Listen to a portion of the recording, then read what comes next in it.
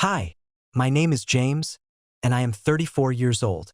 Until a few weeks ago, I believed I was living a life most men would envy. I had a wife, Amanda, who was everything I thought I wanted: brilliant, confident, strikingly beautiful, the kind of woman who could walk into any room and effortlessly command attention.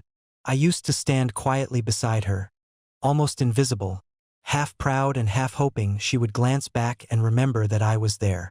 For years, I convinced myself that I was lucky. I told myself I had managed to marry a woman out of my league. My friends teased me about it, often with the kind of joking tone that barely conceals a sharper truth. I laughed along, even when the sting cut deeper than I cared to admit. I carried her purse at parties, fetched her drinks, watched her shine, and in all of it, I tried to believe that being her steady shadow was enough.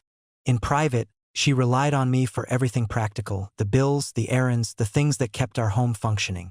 Yet outside of those domestic borders, I barely existed. I was the dependable backdrop to her performance, never the main character. It wore on me, though I never let myself admit it. I thought that was what love required: self-sacrifice, endurance, the willingness to be overlooked as long as she kept choosing me. The first fracture appeared like a hairline crack across glass. Barely visible at first, but once I noticed it, I could not look away. Amanda began working later than usual. It was not unusual in her high-powered marketing job to stay late. But this time something in her excuses felt rehearsed, hollow, as though they were lines she had practiced. She became glued to her phone, her laughter more secretive, her posture more guarded whenever I entered the room. I told myself I was paranoid. That had always been my role in our marriage. The sensitive one, the worrier, the one who second-guessed himself while Amanda reminded me to toughen up. She had often accused me of softness, of being too cautious, too careful, too hesitant. Each time she said it, the words carved into me a little deeper. Be a man. I carried that wound quietly, determined not to bleed in front of her. But something shifted one Friday evening when she announced she was going out for a girls' night. She dressed with a care I had not seen in years: black dress, red lipstick, heels that made her seem taller, sharper, untouchable. She had not adorned herself like that for me in a long time. I tried to swallow my unease, to tell myself it was nothing more than self-care as she claimed, but the doubt sat heavy in my chest. That night I could not sleep. The house felt cavernous, and my thoughts echoed in the emptiness. I gave in to a temptation I had resisted for years and checked our shared phone bill. My heart sank as the records revealed hundreds of texts and calls to a number I did not recognize. At first, I scrambled for rational explanations, perhaps a client, perhaps a new colleague. But the truth whispered louder than my excuses. I knew. Once suspicion took root, it spread like wildfire. I noticed the sudden bursts of laughter when she thought I wasn't listening, the way she slipped out of rooms to take calls, the faint scent of cologne clinging to her clothes that did not belong to me. I lived with a gnawing ache in my stomach, torn between denial and dread. I told myself I could endure it if I had proof, if I could confirm what I already felt in my bones. Proof would justify my pain, give me the right to act, to speak, to defend myself against the silent humiliation I was drowning in. So, one night when she showered, I unlocked her phone. A passcode I knew from some happier time when trust had not yet eroded. The truth was there, glowing on the screen. Her messages with him, Daniel, began innocently enough. Banter about work, light teasing, but quickly grew into something undeniable. There were words that pierced through me like blades, confessions of passion, admissions of secret meetings. I read about nights that had left glowing, about stolen moments that had made her feel alive. There were pictures too, intimate ones, expressions and poses she had never offered me. I remember feeling as though the air had been knocked from my lungs. My chest tightened, my hands trembled, and a nausea swelled in my gut. I scrolled further even though every word tore me apart.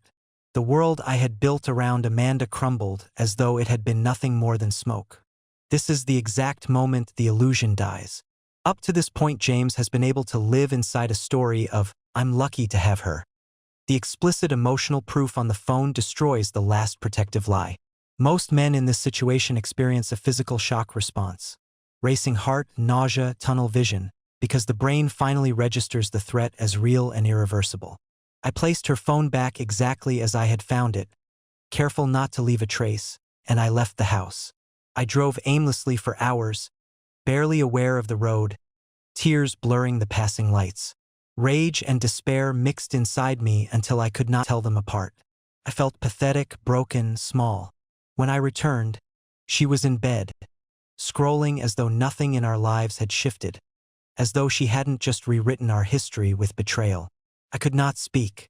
I lay on the couch staring at the ceiling, listening to the echo of my own breathing, haunted by the messages, by her laughter with him. The following days were torture. Every smile she offered me felt counterfeit, every touch empty. I replayed the evidence in my mind, her words to him, the intimacy they shared, the disdain hidden between her indifference toward me. I lived with the knowledge while pretending to be ignorant. Each moment was a performance, my silence an act of self-destruction. But silence could not last forever. I reached a breaking point when I followed her one evening, unable to resist the compulsion to see the truth with my own eyes. I trailed her car to a downtown restaurant, rain streaking the windshield, my heart pounding in my chest. There she was, radiant and alive in a way she had not been with me in years, her hand touching his across the table, her smile brighter than anything I could remember receiving.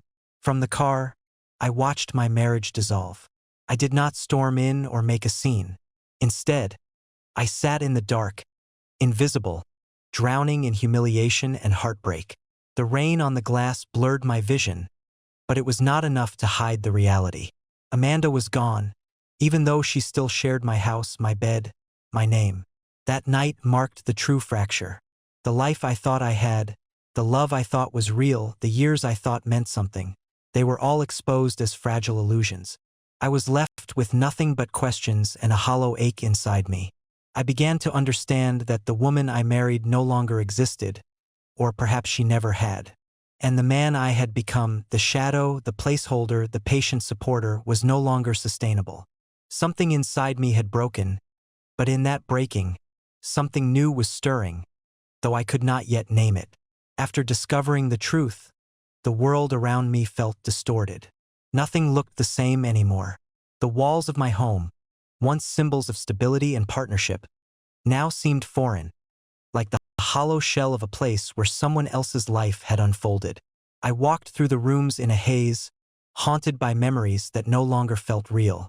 Each object carried a hidden weight. The framed photos on the mantel, the half-finished projects I had proudly built, even her perfume lingering in the air. All of it mocked me. The hardest part was the pretense. Amanda continued moving through the house as though nothing had shifted, humming in the kitchen, scrolling endlessly on her phone, occasionally tossing me casual remarks that carried no recognition of the devastation she had caused.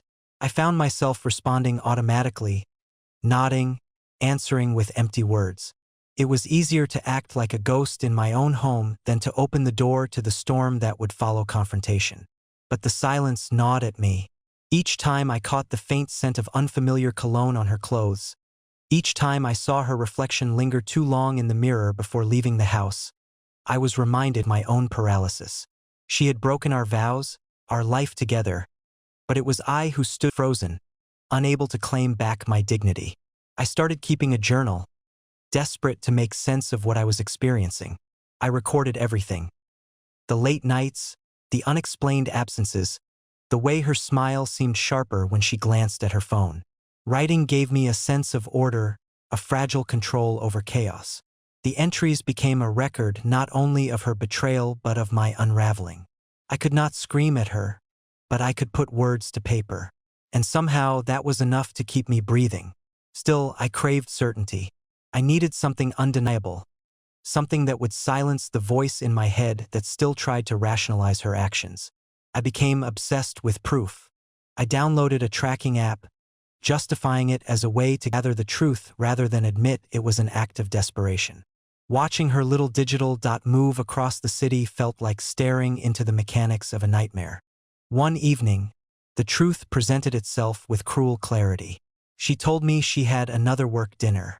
I checked the tracker and saw her heading toward the same hotel I had suspected before. My body moved on instinct, fueled by a mixture of dread and rage. I drove there, parked a block away, and walked into the lobby. My pulse thundered as I asked for her room number, pretending to be the absent-minded husband who had simply forgotten. To my surprise, the receptionist gave it to me. The elevator ride felt eternal. My legs trembled. My chest felt constricted, and yet I pressed forward. When I reached the door, laughter spilled into the hallway. Her laughter, brighter than I had heard in months, mixed with a deeper voice I instantly recognized as his. My hand hovered near the door, unsure whether to knock, push, or collapse. Before I could decide, the door opened. And there it was, Amanda, her lipstick smudged, her hair disheveled, her eyes widening in shock at the sight of me. Behind her, Daniel lounged on the bed, unbothered, as if my presence were nothing more than a minor inconvenience. In that instant, my world shattered with a final, irreversible crack. She looked at me with annoyance rather than guilt, as though I were the one intruding, as though my pain were an inconvenience. Her arms folded, her expression hardened, and every ounce of disdain she had ever carried for me surfaced at once. The words she unleashed were brutal, contemptuous, designed to slice away at what little self-worth I had left. She spoke of boredom, of dissatisfaction, of how I had never been enough. I had feared those words for years, always buried deep in the quiet corners of my insecurity, but hearing them spoken, cold, sharp, deliberate, was like being pierced straight through the chest. All the sacrifices I had made, long nights of work to support her, the quiet endurance of her criticism, it all meant nothing to her. To her, I had been a placeholder, someone safe to lean on until something more exciting came along. I left that room hollow, walking down the hallway with legs that barely carried me, the sound of their laughter echoing behind me like a cruel soundtrack. By the time I reached my car, my hands were shaking so violently I could barely hold the keys. I sat there for what felt like hours, broken, humiliated, consumed by an anguish I could not contain. The hotel confrontation is the point of maximum ego destruction. James finally hears the truth he always suspected, that he was never valued, only used. This is the classic mask-off moment. The contempt is worse than the sex because it confirms years of quiet self-erasure were not noble sacrifice but simple invisibility to her. When I finally returned home, Amanda was already there. She moved through the house as though nothing had happened, casually announcing her intention to leave and file for divorce, as if our life together were nothing more than a business arrangement now concluded. Her coldness was unbearable. The week that followed was a blur of silence and suffocation. Amanda stayed in the house, but she was no longer present in any real sense. She spoke openly to Daniel on the phone, stopped hiding her plans, and treated me with the indifference one reserves for a stranger. Watching her pack her belongings was like watching the dismantling of my own identity. Every box she carried out was another reminder that I had been discarded, that the decade we shared was nothing but a chapter she was eager to erase. I tried to maintain composure at work, but even there my facade cracked. My boss pulled me aside, noting my distraction, and I lied through clenched teeth that everything was fine. The truth was nothing was fine. At home, the silence pressed down on me like a weight I could not escape. I found myself retreating into the garage, the only space untouched by her presence, surrounded by tools and unfinished projects. I sat for hours among them, staring at nothing, wondering how I had let my life unravel so completely. Amanda eventually moved her things out. When the moving truck arrived, she barely spoke to me. She handed me a slip of paper with her lawyer's contact information, her voice cold, her eyes detached. I asked why she hadn't told me she was unhappy, why she had chosen betrayal over honesty. Her answer was as casual as it was cruel, because it had been easier. And then she was gone. Her departure is delivered with transactional indifference, which is the final confirmation that the entire marriage was, to her, a convenience. The absence of remorse or even basic human acknowledgement is often more traumatic than the affair itself. It leaves the betrayed partner with the feeling that the shared years were unilaterally fictional. The silence that followed her departure was suffocating. The house felt like a tomb.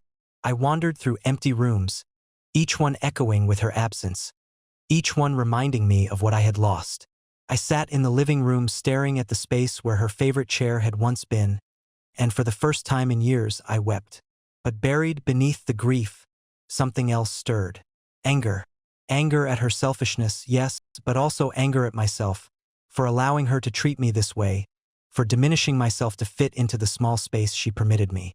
I had sacrificed my own worth in the hope of keeping her satisfied, and in the end, it had left me broken. That realization was painful, but it was also the first flicker of something else. The possibility of change. In the days after Amanda left, time lost all meaning. Hours bled into each other, and I drifted through them like a man untethered from reality. Morning no longer began with the smell of her coffee or the sound of her heels clicking across the floor. Night no longer ended with the soft creak of her settling into bed. The silence was absolute, and it pressed against me like a heavy fog. I stopped eating. Meals seemed pointless when no one was there to share them. I lost track of how many dinners I skipped, how many mornings I passed without breakfast. The mirror revealed a thinner, more hollow version of myself, but I hardly recognized the man staring back. My eyes seemed lifeless, my shoulders slumped, my posture that of someone carrying invisible chains. Sleep eluded me. I lay awake for hours, the ceiling above me turning into a canvas for endless questions. Was I truly so unworthy? Was there something in me that had repelled her love, driven her into another man's arms? I replayed every memory, dissected every moment, searching for the flaw that must have doomed us. On the rare occasions when sleep came, it was not a refuge. Dreams turned into twisted versions of reality. Amanda laughing with Daniel, their hands intertwined, their bodies tangled in intimacy. I woke drenched in sweat, gasping, as if I had been drowning in my own subconscious. I began avoiding people. Friends reached out, some with genuine concern, others with the awkward politeness of not knowing what to say. I ignored their calls, let their messages pile up unanswered. I couldn't bear the thought of explaining, of seeing pity in their eyes. I convinced myself they wouldn't understand, that no one could. Isolation felt safer, even if it was slowly killing me. Work became unbearable. I sat at my desk staring at documents, words swimming across a page without meaning. Meetings blurred into noise. I made mistakes, missed deadlines, and my boss's patience thinned. But I didn't care. Nothing seemed to matter anymore. The worst moments came at night, when despair sank its claws deepest. I sat in the garage, staring at the tools on the shelves, the coiled ropes, the sharp edges of blades. Dark thoughts whispered that there was one way to end the pain, one way to silence the storm inside me. I imagined the relief of it, quiet, final, absolute. But something stopped me each time. Sometimes it was the thought of my parents, who had raised me with such care and would not survive the news of their son's death. Other times it was a flicker of pride, the faint memory of a younger version of myself who had once believed in strength. And sometimes it was anger. Anger that Amanda and Daniel had already taken so much from me, and I would not give them this too. Suicidal ideation is extremely common in men after this kind of betrayal, especially when the affair is combined with contempt and public humiliation. The mind reaches a point where the pain feels infinite and the self feels worthless. The only thing that usually stops the act is a single remaining attachment. Parents, children, or a last ember of spite. I won't let them win. In those moments, I realized I was standing on the edge of an abyss. One step further and there would be no return. That realization terrified me, but it also awakened something else, a fragile instinct for survival. I began walking.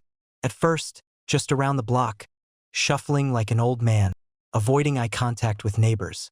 But the movement helped. The fresh air cut through the suffocating stillness of the house. Step by step, I felt the faintest reminder that my body was still alive, even if my spirit was not. Eventually, I walked further, through parks, along rivers, down streets I had never bothered to explore. I carried no destination, only the need to keep moving, to outrun the heaviness pressing down on me. I found solace in the rhythm of my steps, the beating of my heart, the wind against my face. The world outside my grief still existed, indifferent and vast, and that realization comforted me. One evening, I passed a small bookstore tucked between two larger buildings. Something about its warm lights and quiet charm drew me inside. The smell of old paper and ink wrapped around me like a blanket. I wandered through the aisles, running my fingers along spines, until I stumbled upon a section on healing, resilience, and personal growth. I bought a book on recovery after betrayal, almost ashamed as I carried it to the counter, as though admitting weakness to the stranger behind the register. But that book became my first companion in solitude. Its pages spoke of others who had walked through pain as deep as mine, who had survived, even rebuilt. For the first time, I allowed myself to believe that healing might be possible. Not today, not tomorrow, but someday. The act of reading became a ritual. Each night, instead of drowning in despair, I opened a book. Words became both mirror and guide, reflecting my brokenness but also pointing towards something beyond it. I began underlining passages, scribbling thoughts in the margins, recording small revelations in my journal. Gradually, the idea of therapy crossed my mind. At first, I resisted. Pride told me I should endure alone, that admitting the need for help was weakness. But the abyss still loomed too close, and I knew I could not walk this path unaided. With trembling hands, I searched online and booked an appointment with a counselor. The first session was excruciating. I sat in the chair, arms crossed, words trapped in my throat. But the therapist waited, patient and unyielding, until finally the dam broke. Everything spilled out. My humiliation, my rage, my despair. The way Amanda's betrayal had dismantled not only our marriage but my very sense of self. Walking out of that session, I felt lighter, not healed but less alone. Someone had witnessed my pain without judgment, and that mattered more than I expected. The shift from total isolation to the first deliberate acts of self-preservation, walking, reading, therapy, is the real beginning of recovery. These tiny, almost embarrassing steps are where most men either rise or stay broken. They mark the moment the focus moves from "she destroyed me" to "I can still affect my own life." Slowly, I began piecing together a routine. Walks in the morning, journaling in the afternoon, reading at night. Small acts of self-preservation, fragile threads woven into the fabric of my days. The house was still heavy with absence, but I no longer let it suffocate me completely. Amanda and Daniel remained shadows at the edges of my mind, their presence unavoidable but no longer absolute. I still dreamed of them, still woke with tears, but those moments were followed by breaths, by steps forward. Each day, I reminded myself that survival was victory enough. Looking back, I realized Chapter 3 of my story was not about rebuilding yet. It was about collapsing fully, reaching the bottom, and staring into the abyss long enough to decide I would not let it claim me. It was about acknowledging the darkness and then, however feebly, choosing to step toward the light. Recovery does not come in a sudden rush. It creeps in quietly, almost invisibly, like dawn seeping through blinds after a sleepless night. First, I barely noticed it. I still woke with heaviness in my chest, still felt the sting of Amanda's betrayal every time I caught sight of her abandoned belongings. But the despair that had once consumed every breath began loosening its grip. Therapy became an anchor. Each week, I sat across from my counselor and unspooled the tangled mess inside me. Some sessions were storms. Tears, anger, accusations I directed myself. Others were quiet, filled with long silences as I struggled to put feelings into words. But every time I walked out of that room, I felt a fraction lighter. Naming the pain gave me power over it. One of the first lessons I learned was the importance of boundaries, something I had never truly understood in my marriage. I had spent years erasing myself for Amanda, shrinking my needs to accommodate hers. My therapist asked me to write down the ways I had betrayed myself long before she ever betrayed me. That list was longer than I wanted to admit. I realized I had silenced my own voice, ignored my own passions, and abandoned my own dignity in the desperate hope of keeping her satisfied. With that painful clarity came the challenge of rebuilding.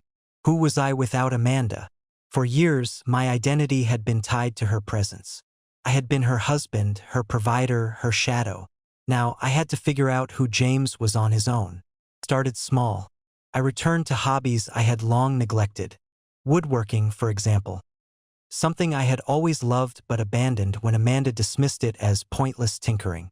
In the quiet of the garage, I set up my workbench again, ran my hands across the grain of unfinished wood, and let the smell of sawdust fill the air. The first project was simple, a small shelf. It wobbled slightly, imperfect, but when I screwed it into the wall, I felt a surge of pride.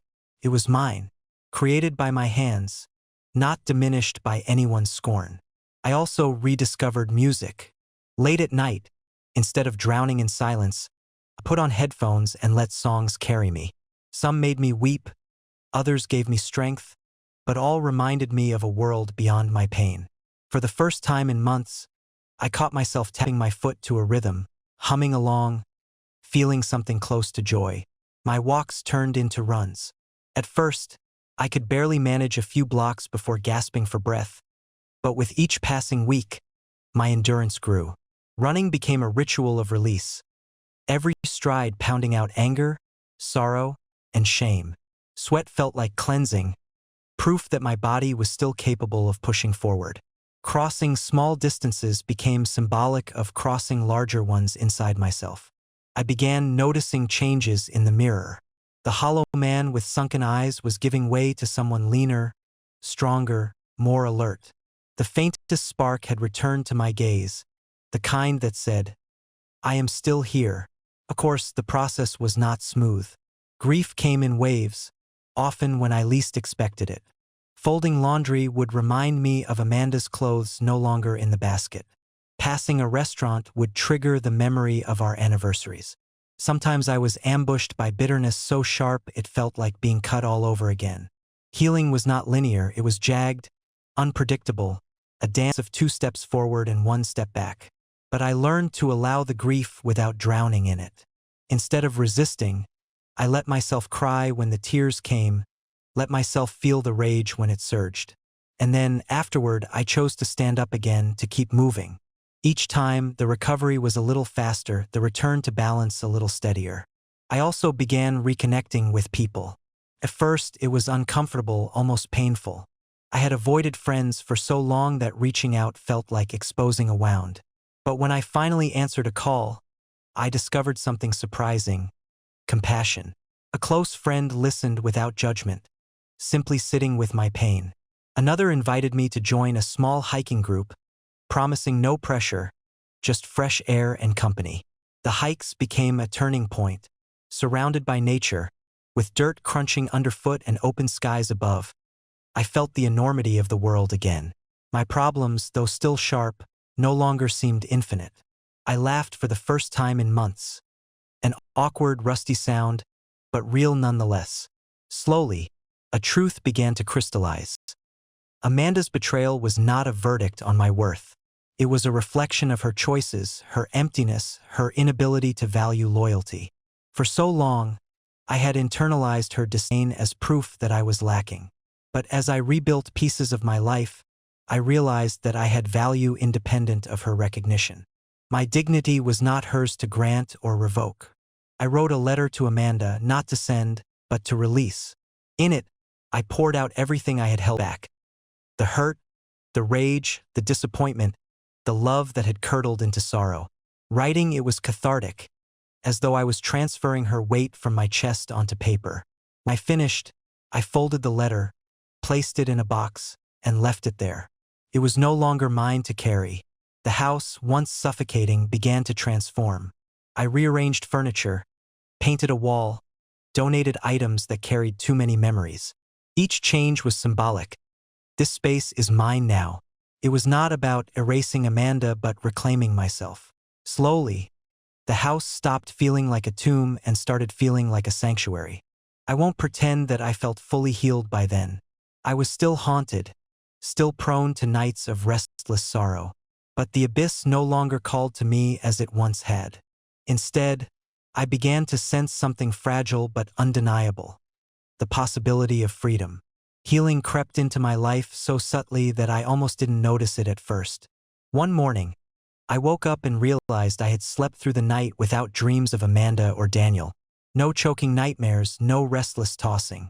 Just sleep. It startled me more than any bad dream had. I sat at the edge of the bed, blinking into the morning light, realizing that I had survived a night without pain clawing at my chest. Felt like a small miracle. Moments like that began appearing more often, though scattered and delicate. I caught myself humming while making coffee, felt genuine interest in a book without my thoughts wandering back to her, laughed at a joke during one of my hikes without the laughter feeling forced. The cracks in my grief were letting in light. Therapy sessions shifted as well. In the beginning, they had been dominated by loss, rage, and despair. Now, my counselor asked new questions. What kind of man do you want to become? What do you value most in life? What dreams did you abandon that you might want to reclaim? These questions frightened me at first.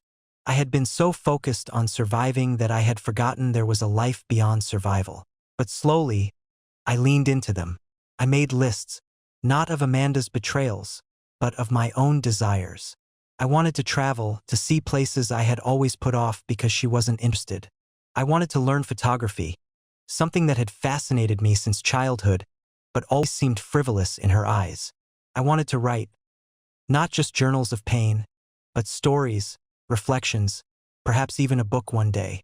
For years, I had lived as an accessory to someone else's vision. Now, for the first time, I began sketching a vision of my own. Running turned into training. I signed up for a half marathon, something I never would have dared in the past.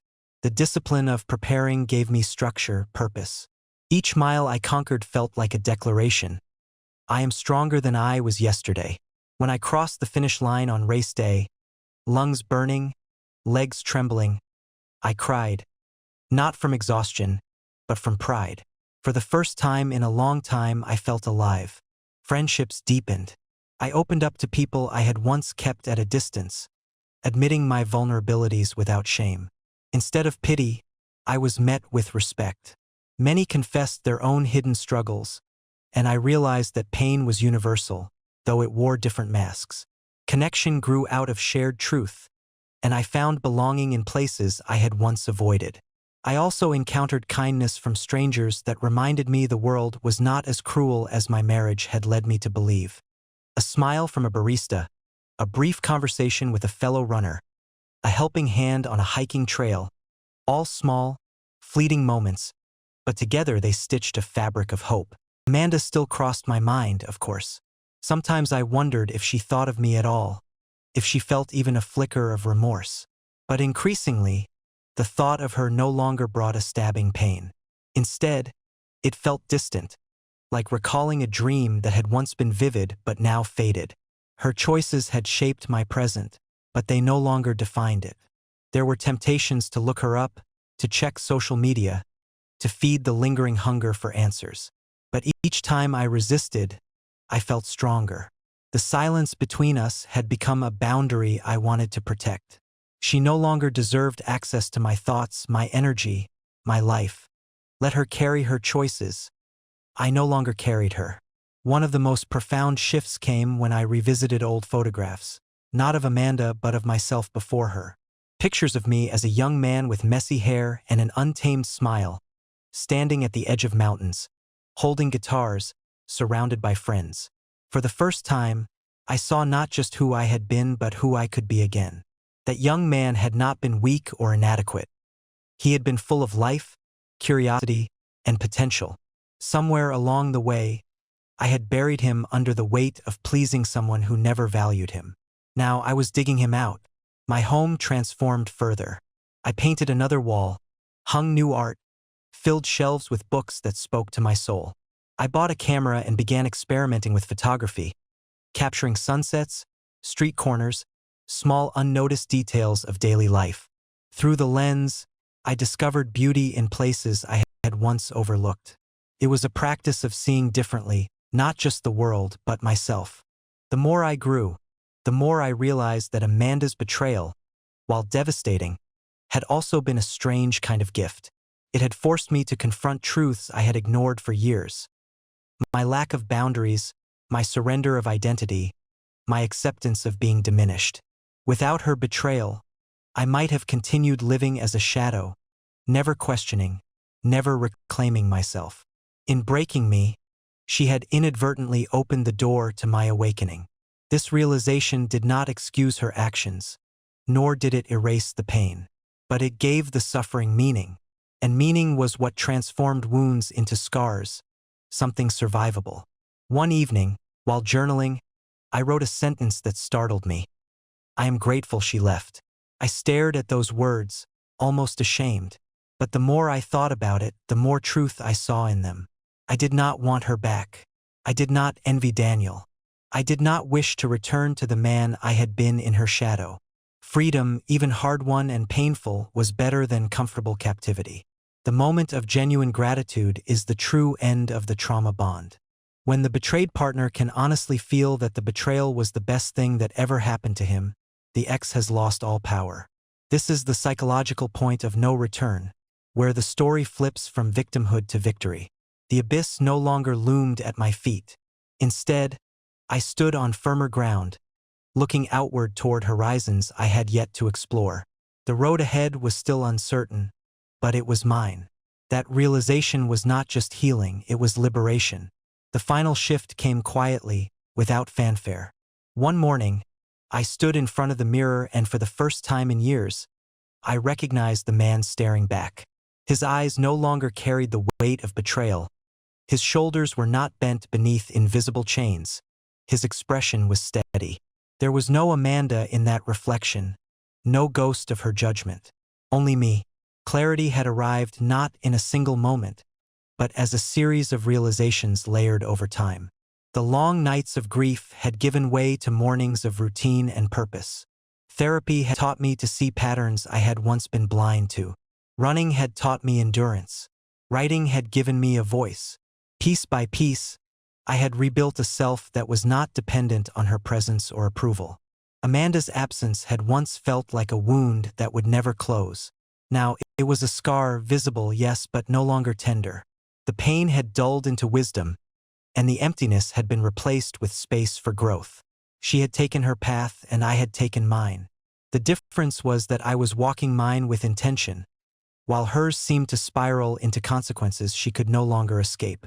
News of her life reached me in fragments, carried through mutual acquaintances or stumbled upon by accident.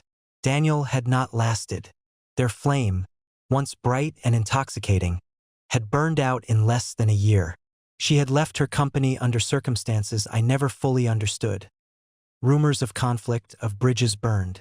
None of it surprised me. For years, she had chased novelty, validation, and admiration, always hungering for more than what she had. Eventually, that hunger turned on itself. There was no satisfaction in knowing this. I felt no triumph at her downfall, only detachment. Her choices belonged to her, and their consequences no longer touched me. What mattered was not where she had ended up, but where I had arrived. My apartment, once temporary and unfamiliar, had become a sanctuary. The walls bore photographs I had taken, images of landscapes, city lights, and fleeting expressions of strangers. Shelves overflowed with books and journals. The air smelled faintly of cedar from the candles I burned in the evenings. It was not a large space, not luxurious, but it was mine. And within its modest rooms, I had built a life defined not by betrayal, but by authenticity. Relationships flourished too.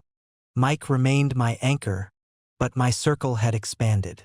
Old friends welcomed me back, new friends entered, and the isolation that once suffocated me dissolved. I no longer felt like an accessory to someone else's life. I was present in my own. Claire remained part of that unfolding story. Our connection deepened slowly, carefully. There was no rush, no desperate grasping for replacement. With her, I learned what it felt like to be seen without condition, to be valued without performance. She was not Amanda's opposite.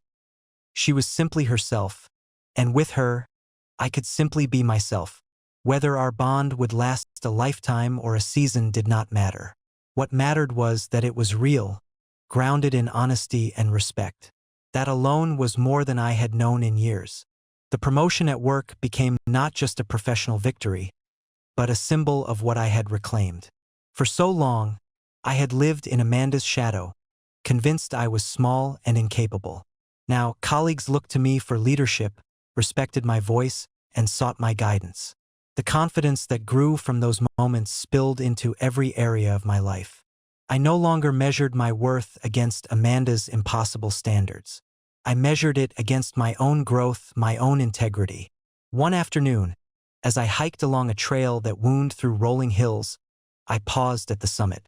The sky stretched wide above me, painted with soft clouds, and the air carried the scent of pine. I stood there, breathing deeply, and realized I no longer carried her with me. The betrayal, once an anchor dragging me under, had been cut loose. The chain had snapped. I was not broken. I was not incomplete. I was free. Freedom did not mean forgetting. The past would always be a part of me, but it no longer dictated the present. Amanda's betrayal had been a storm that wrecked the fragile vessel I once sailed in, but in its aftermath, I had built a stronger ship, one capable of carrying me forward, unshaken by shallow tempests. I thought of Amanda then, not with anger or longing, but with neutrality. She had chosen a path of deceit, and it had led her where it led.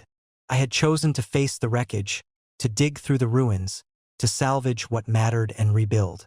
The difference between us was not in what we endured, but in what we became because of it. She had run from consequences. I had faced them head-on.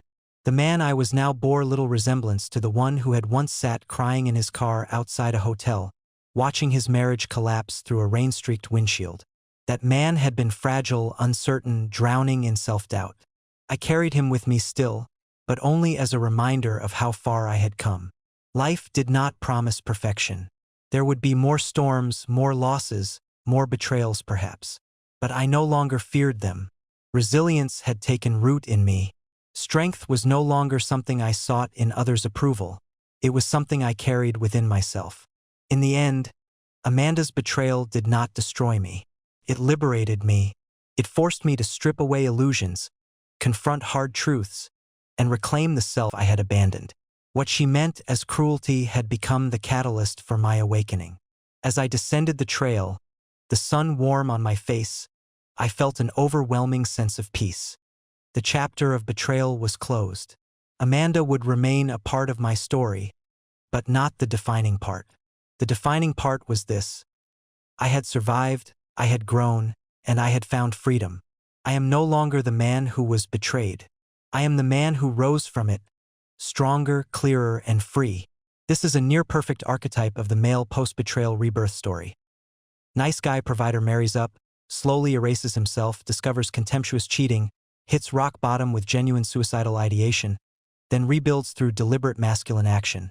Physical training, therapy, boundary setting, creative pursuit, and social reconnection. The emotional journey is authentic and follows the exact stages seen in thousands of real cases. The eventual indifference and gratitude are the psychological hallmarks of full recovery. The story is written as inspiration. It tells men who are currently in the abyss that the pain is finite, the reconstruction is real, and the version of themselves waiting on the other side is almost always dramatically better than the one who entered the marriage.